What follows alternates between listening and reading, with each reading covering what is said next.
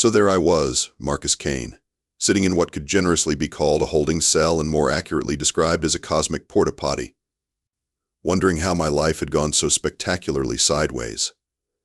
One minute I'm hauling legitimate cargo across the Kepler system. The next minute I'm being arrested by the Galactic Patrol for smuggling. Apparently, taking a wrong turn at the Proxima Nebula and accidentally ending up in restricted space with a cargo hold full of Earth coffee beans makes you an interstellar criminal. Who knew?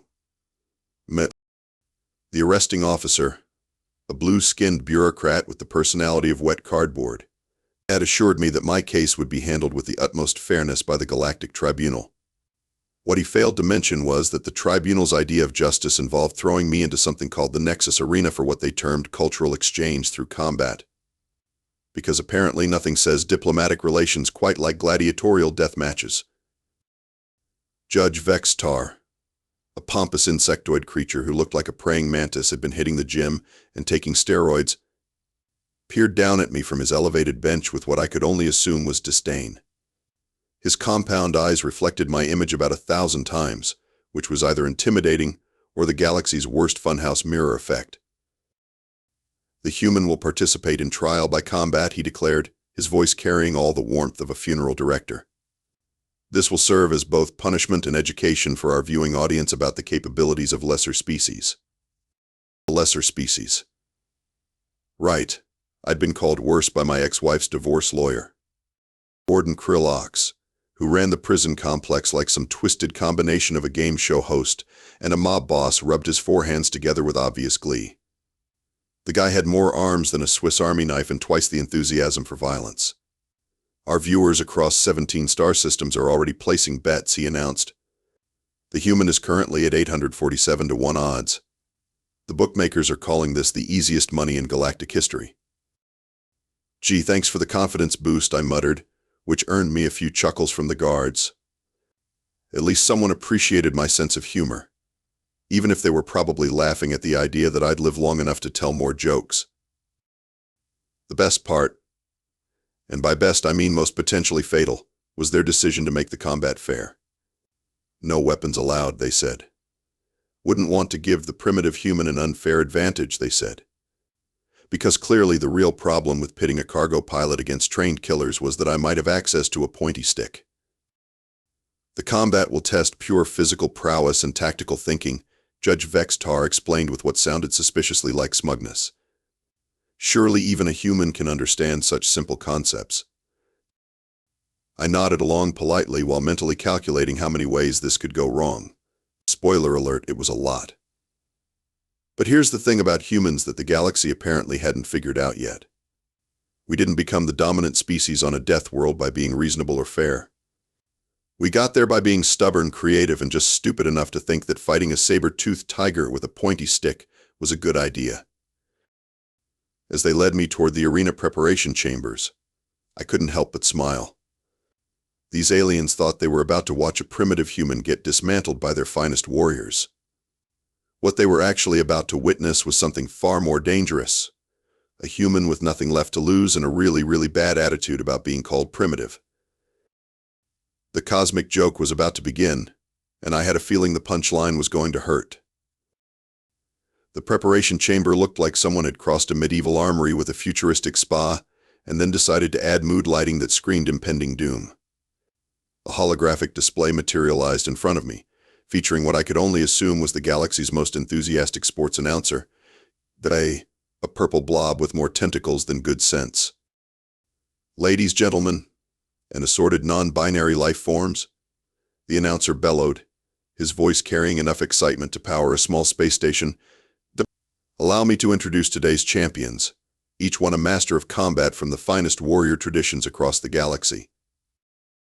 The first hologram showed what appeared to be a walking mountain with delusions of grandeur. First, we have Thorak the Crusher from the mineral-rich world of Granicus Prime. The creature stood roughly 8 feet tall and looked like someone had carved a bodybuilder out of granite, then decided granite wasn't tough enough and upgraded to diamond. His arms were thicker than most tree trunks, and he was literally eating pieces of metal like they were potato chips. Thorak has never been defeated in close combat and considers pain to be a suggestion rather than a biological imperative. Well, that was just fantastic. My first opponent was basically a geological formation with anger management issues. The second hologram revealed something that looked like what would happen if a shadow decided to get into the assassination business. Next, representing the stealth fighters of the Umbral Collective, we present Zephyr Nightblade. The figure was tall and lean, moving with the kind of fluid grace that suggested it could probably kill you 17 different ways before you realized it was in the same room. Retractable claws extended from its fingertips, each one gleaming with what I really hoped was just decorative chrome. Zephyr has eliminated over 300 targets across 47 star systems and considers mercy to be a design flaw in lesser species. 2 down, 1 to go, and I was already reconsidering my life choices. Maybe cargo hauling wasn't such a bad career after all. At least cargo containers generally didn't try to murder you. Usually. The third hologram made me wonder if the universe had a personal grudge against me. Finally, from the cybernetic enhancement facilities of Mektar 7, please welcome Gorvak Bone Snapper. The creature was a horrifying fusion of organic muscle and technological enhancement, with mechanical implants that glowed ominously and made whirring sounds that definitely weren't covered by any warranty. One arm had been completely replaced with what looked like an industrial crusher, while various other body parts had been upgraded with enough tech to run a small corporation. Gorvak has been rebuilt 17 times after combat injuries and considers defeat to be a temporary setback at best. The announcer's enthusiasm was becoming genuinely painful. And now, representing the recently discovered world of Earth, we have Marcus Kane. My own image appeared, looking significantly less impressive than 3 seasoned killers. Marcus is a cargo transport operator with no formal combat training, no cybernetic enhancements, and no apparent survival instincts. Our xenobiologists estimate he'll last approximately 43 seconds before complete structural failure. The crowd's roar of approval shook the entire facility. Apparently, watching a human get systematically dismantled was the galaxy's idea of primetime entertainment. I could hear the betting pools updating in real time, with my odds somehow getting even worse. 847 to 1 was starting to look optimistic. But here's what the galaxy didn't know about humans. We've been fighting things that wanted to kill us since we figured out how to make fire. Bears, lions, each other, and eventually the entire concept of natural selection itself. We didn't get to the top of Earth's food chain by being polite. As the preparation chamber door hissed open and the arena beckoned, I cracked my knuckles and smiled. These 3 champions were about to learn why humans put warning labels on absolutely everything. The arena was impressive in that special way that screams we spent way too much money on this murder stadium. The floor was polished metal with energy barriers creating geometric patterns that would probably look great on a postcard if you ignored the dried bloodstains. Towering walls surrounded the combat zone, lined with seats filled with what appeared to be every species in the galaxy, all of whom seemed personally invested in watching me get turned into human puree. While the crowd worked itself into a frenzy, I took a moment to actually observe my opponents.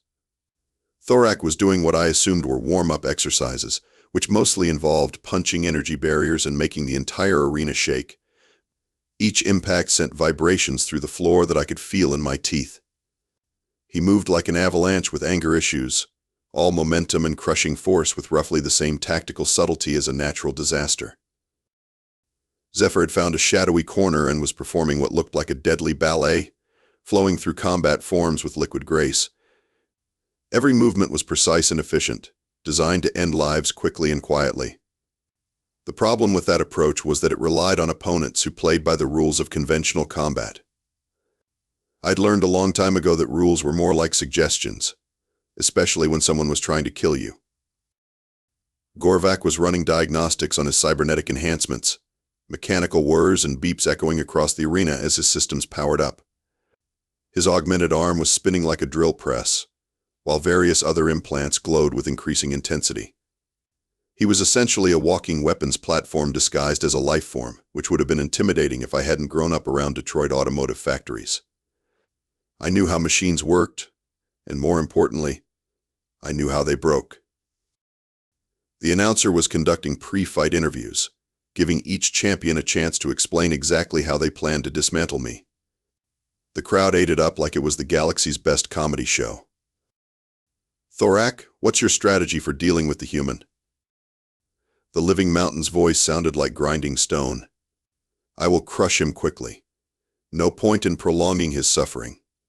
His bones will make pleasant cracking sounds." "How considerate," I mumbled, earning a few chuckles from the nearest spectators. Zephyr's response was delivered in a whisper that somehow carried across the entire arena. "Speed will render his primitive reflexes meaningless. He will not even see the strikes that end him. It is almost merciful." "And Gorvak?" The cyborg's mechanical voice buzzed with electronic distortion. "My enhancements calculate a 97.4% probability of victory within the first 30 seconds. The remaining 2.6% accounts for the possibility that he may trip and fall before I reach him." When the announcer turned to me, the arena fell silent with anticipation. This was their chance to hear the primitive human's final words before his inevitable destruction. "So Marcus, any final thoughts before the combat begins?" I looked up at the crowd, then at my three opponents, then back at the announcer. "You know, back on Earth we have a saying. If you're going to be stupid, you better be tough." I paused for effect. The good news is, I've had a lot of practice at both. The crowd roared with what I assumed was amusement. They thought I was making a joke about my own impending demise. What they didn't realize was that I'd just told them exactly how this was going to go. See, here's what the galaxy didn't understand about humans. We didn't evolve on a nice, safe planet with predictable weather and reasonable wildlife. We evolved on a world that was actively trying to kill us from day one. Our idea of natural selection involved surviving ice ages, volcanic eruptions, and predators that viewed us as convenient snack foods. Every human alive was descended from the ones who looked at impossible odds and said, "Hold my beer." The opening bell sounded like the universe's dinner bell, and Thorak responded with all the subtlety of a mining explosion. The living mountain charged across the arena with enough force to register on seismic equipment, his footsteps leaving actual cracks in the reinforced flooring. His strategy was apparently run directly at the squishy human and turn him into paste, which showed about as much tactical sophistication as I'd expected from someone who ate metal for breakfast. The crowd was on its feet, anticipating what would probably be the shortest gladiatorial match in galactic history. The betting pools were already calculating payouts for anyone smart enough to bet on complete human liquefaction in under 10 seconds. Here's the thing about fighting something that outweighs you by several tons. You don't try to stop it. Physics doesn't negotiate, and attempting to go toe-to-toe with a granite freight train was the kind of mistake you only made once. Instead, you used that momentum against itself, which was apparently a concept that hadn't made it to Granicus Prime's military academy. As Thorak closed the distance, I waited until the last possible second before diving to the side. Not away from him, mind you, but toward one of the arena's energy barriers. The big guy couldn't stop his charge even if he wanted to, which he probably didn't since stopping wasn't really in his tactical playbook. What happened next was a beautiful demonstration of basic physics. Thorak hit the energy barrier at roughly the speed of a small aircraft, and the barrier did exactly what it was designed to do. It reflected energy. All that kinetic force had to go somewhere, and somewhere turned out to be directly back into Thorak's granite skull. The impact sounded like someone had dropped a mountain from orbit. The entire arena shook, several spectators fell out of their seats, and Thorak discovered that even living rocks had their limits. He bounced off the barrier like a stone skipping on water. Except stones generally don't make that particular whimpering sound when they realize they'd just been outsmarted by a primitive species. But wait, as they say in those late-night sales pitches, there's more. The arena's designers had installed energy conduits beneath the flooring to power the barriers, and Thorak's impact had cracked the metal plating directly above one of them. As he struggled to regain his footing, sparks began shooting up through the cracks, and I realized that the galaxy's finest architects had created what was essentially an electric floor trap. "Hey Thorak," I called out, backing away from the increasingly dangerous flooring. "You might want to watch where you step." He looked down just as the conduit overloaded. The explosion wasn't massive by military standards, but when you're standing directly on top of an electrical discharge designed to power an entire arena section, massive becomes a relative term. Thorak went from intimidating mountain to very surprised projectile in approximately 0.3 seconds. He landed with a crash that shook dust from the arena ceiling, smoking slightly and making the kind of groaning sounds that suggested his worldview had just undergone some major revisions. The crowd fell silent except for the sound of jaws dropping and betting slips being torn up. "Ladies and gentlemen," the announcer stammered, clearly working without a script for the first time in his career. "Thorak the Crusher appears to have been crushed by the arena, which the humans somehow made happen. Our technical staff assures me this was completely accidental and definitely not the result of tactical planning by a supposedly primitive species." I brushed some debris off my jumpsuit and looked up at the stunned crowd. "One down," I announced cheerfully. "Who's next?" The silence stretched for several seconds before someone in the upper tiers started what sounded suspiciously like nervous applause. The galaxy was beginning to realize that maybe, just maybe, they'd underestimated exactly what humans were capable of when we put our minds to it. Thorak was still conscious but looked like he was reconsidering his career choices. Sometimes the best victories were the ones where nobody actually had to die, just have their ego demolished by superior tactical thinking. The real fun was just getting started. Zephyr Nightblade approached with the confidence of someone who'd watched my first victory and decided it was pure luck. The assassin moved like liquid shadow, circling me with predatory grace while the crowd held its collective breath. Clearly, speed and precision would succeed where brute force had failed. After all, how could a primitive human possibly counter techniques perfected over centuries of professional murder? "Interesting technique with the rock creature," Zephyr whispered, voice carrying despite the soft delivery. "But I am not so easily deceived. You cannot use the environment against someone who controls the environment." To demonstrate this point, Zephyr began a series of acrobatic maneuvers that would have made Olympic gymnasts weep with envy.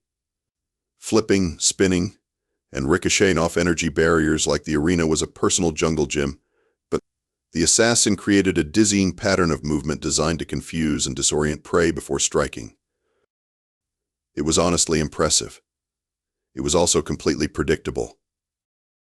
See, there's something about professional killers that civilians don't understand. They're creatures of habit. All that training creates muscle memory, and muscle memory creates patterns. Zephyr's acrobatic display wasn't random chaos. It was a carefully choreographed routine designed to end with my death. The problem was that I'd had 30 seconds to watch the rehearsal. When Zephyr finally committed to the killing strike, diving down from an overhead barrier with claws extended, I was already moving. Not away from the attack, but toward it, stepping inside the strike's optimal range and grabbing the nearest convenient handhold, which happened to be Zephyr's extended arm.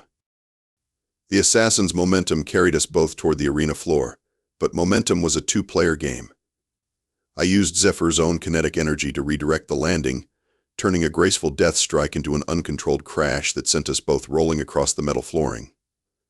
The difference was that I'd been expecting the impact, while Zephyr had been expecting to be standing over my corpse by now.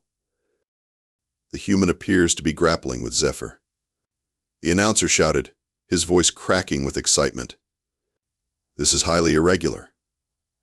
Assassins are not supposed to engage in close-quarters wrestling matches." What happened next was a crash course in the difference between formal combat training and growing up in a species that settled disagreements by seeing who could hurt whom the most. Zephyr was faster and more skilled, but had clearly never dealt with an opponent who thought biting was a legitimate tactical option. The fight ended when I managed to get Zephyr into what professional wrestlers call a submission hold, and that what I called aggressive hugging, until they agreed to stop trying to kill me. The assassin tapped out after realizing that superior technique meant nothing when your opponent had no intention of fighting fair. "Two down," I announced to the stunned crowd, helping Zephyr to unsteady feet. Still breathing, still conscious, but I think we're done here. Gorvak Bonesnapper watched this exchange with mechanical precision, his cybernetic implants whirring as he calculated new tactical parameters. "Interesting," he stated in his electronic voice. You have defeated 2 opponents through environmental manipulation and unconventional grappling. However, my enhancements provide immunity to such primitive tactics. To demonstrate this immunity, Gorvak activated what appeared to be every system he had simultaneously. His mechanical arm spun up to drill press speeds, his optical implants began targeting various points on my anatomy, and several other augmentations started making sounds that definitely weren't covered under warranty. "I am more machine than organic now," he announced proudly. "Your primitive tactics cannot overcome superior technology." "You know what's funny about technology?" I replied, circling the cybernetic warrior while he tracked my movement with mechanical precision. "It only works as long as all the parts do." The arena's energy barriers had been designed to contain the combat, but they were still electrical systems. And electrical systems, as any cargo pilot knew, had one universal weakness: electromagnetic pulse. Thorak's earlier impact had damaged more than just the flooring, it had also destabilized several barrier generators. When I grabbed a piece of loose debris and threw it at the nearest flickering barrier, the resulting feedback surge sent an electromagnetic wave cascading through the arena's power grid. The crowd's enhanced viewing screens flickered, the lighting system stuttered, and Gorvak's cybernetic enhancements suddenly discovered what it felt like to experience a system-wide crash. Error. System reboot required, Gorvak announced helplessly as his enhanced systems went offline one by one. Without his technological advantages, he was just an out-of-shape organic with really expensive medical bills. 3 down, I said, looking up at a crowd that had gone from bloodthirsty to completely bewildered. "Anyone else want to test the primitive human?" Standing in the center of the arena, surrounded by 3 defeated champions, and a crowd that looked like they'd just watched their fundamental understanding of the universe get fed through a wood chipper, I had to appreciate the cosmic irony of the situation. The galaxy's finest warriors had been systematically dismantled by a cargo pilot with a bad sense of direction and an even worse attitude about being underestimated. Judge Vextar was having what appeared to be a complete mental breakdown in his elevated booth, his compound eyes reflecting my image in what I could only assume was existential horror. Warden Krillox was frantically consulting with officials, while simultaneously trying to calm down 17 star systems worth of very confused spectators who'd just watched their betting investments disappear into the cosmic equivalent of a black hole. The announcer, to his credit, was still attempting to maintain professional composure despite clearly working without any kind of script for this particular outcome. "Ladies, gentlemen, and assorted life forms," he began, his voice carrying just a hint of hysteria, "we appear to have witnessed an unprecedented event in the history of the Nexus Arena. The human has won. Somehow. I figured this was as good a time as any for a victory speech. You know." I was like, "No," I called out, my voice carrying across the stunned arena. "When I woke up this morning, I was just a simple cargo hauler with a really bad sense of direction. Now apparently I'm a gladiatorial champion who just redefined galactic combat sports." The crowd was hanging on every word, probably trying to figure out exactly where their understanding of reality had gone wrong. "Here's the thing about humans," I continued, warming to the theme. "We didn't become the dominant species on our planet by being reasonable or predictable. We got there by being too stubborn to know when we were beaten and too creative to stick to anyone else's rules. You want to know what makes us dangerous? It's not our technology or our weapons or our physical capabilities." I gestured toward my 3 defeated opponents, all of whom were conscious and watching with expressions that suggested they were reconsidering some fundamental life choices. "What makes us dangerous is that we look at impossible situations and ask ourselves, how can I make this someone else's problem?" Judge Vextar's voice crackled over the arena's communication system, carrying all the authority of someone whose worldview was currently experiencing catastrophic structural failure. "The human will be released immediately with full pardons and diplomatic immunity. This combat never officially occurred. Please report to the records office to sign approximately 4,000 non-disclosure agreements." Also, he added after a pause that suggested frantic consultation with legal advisors, and Earth's classification is being updated from harmless cargo runners to approach with extreme caution and possibly chocolate as a peace offering. The crowd began filing out in confused clusters, many of them casting nervous glances in my direction like they were trying to figure out if humans in general were this unpredictable, or if they'd just witnessed a statistical anomaly with a bad attitude. The betting pools were apparently still trying to figure out how to calculate payouts for an outcome that their computers had classified as mathematically impossible. As I walked toward the exit, Thorak raised his massive head from where he was still sitting on the arena floor. "Human," he rumbled, "that was the most educational defeat I have ever experienced. I may need to reconsider my approach to combat." "Just remember," I replied, "sometimes the best strategy is making sure the other guy doesn't have a strategy at all." Zephyr had regained enough composure to offer what I assumed was a respectful nod. "You fight without honor, without technique, and without regard for conventional tactics. It is effective." "Thanks, I think." Gorvak was still rebooting his systems, but managed to process enough to speak. "Query, are all humans this tactically unpredictable, or are you a statistical anomaly?" "That," I said with a grin, "is probably something you should ask your intelligence services. Good luck with that." The walk back to my ship was considerably more pleasant than the walk to the arena had been. My cargo of coffee beans was waiting exactly where I'd left it, and the navigation computer had helpfully calculated 17 different routes back to Earth, but none of which involved restricted space or accidental acts of interstellar incident. As I settled into the pilot seat and started the pre-flight sequence, I couldn't help but smile at the official communication that appeared on my display.